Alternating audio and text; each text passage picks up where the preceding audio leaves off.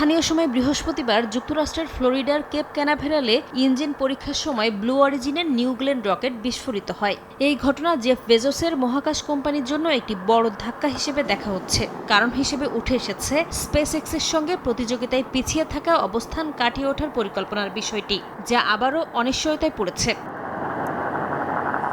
তবে মহাকাশ শিল্পে এমন দুর্ঘটনা নতুন নয়। অতীতেও বিভিন্ন প্রকল্পে পরীক্ষামূলক বিস্ফোরণের ঘটনা ঘটেছে। এর আগে ইলন মাস্কের স্পেস এক্সও একই ধরনের ব্যর্থতার মুখে পড়ে। গত বছরের জুনে টেক্সাসে পরীক্ষার সময় তাদের স্টারশিপ রকেট একটি ভয়াবহ বিস্ফোরণে ধ্বংস হয়ে যায়, যেটি ছিল স্টারশিপের চতুর্থ বড় দুর্ঘটনা। একই বছরের জানুয়ারি, মার্চ ও মে মাসের পরীক্ষামূলক ফ্লাইটও নির্ধারিত সময়ের আগেই ব্যর্থ হয়। 2025 সালে কাজাখস্তানে অবস্থিত রাশিয়ার মহাকাশচারী পাঠানোর উৎক্ষেপণ কেন্দ্র রকেট উৎক্ষেপণের সময় বড় ধরনের ক্ষতির মুখে পড়ে। রুশ মহাকাশ সংস্থা রসকসমসের প্রকাশিত ভিডিওতে দেখা যায় উৎক্ষেপণের প্ল্যাটফর্মের একটি অংশ এতে ভেঙে পড়ে যায়।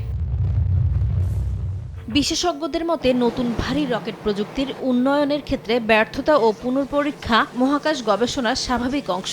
এছাড়া এখনও বহু মৌলিক প্রযুক্তিগত সমস্যার সমাধান হয়নি বলেও দাবি তাদের। বিশেষ করে মহাকাশে এক স্টারশিপ থেকে আরেক স্টারশিপে জ্বালানি হস্তান্তর, দীর্ঘ ভ্রমণে জীবনরক্ষা ব্যবস্থা এবং মঙ্গলের বায়ুমণ্ডলে নিরাপদ অবতরণের মতো বিষয়গুলো এখনও পরীক্ষিত নয়।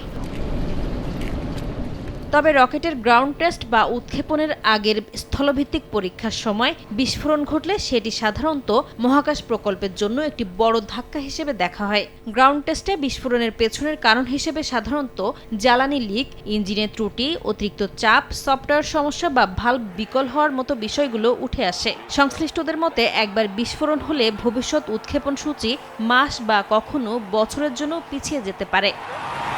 নাসরিন রুমি, সময় সংবাদ।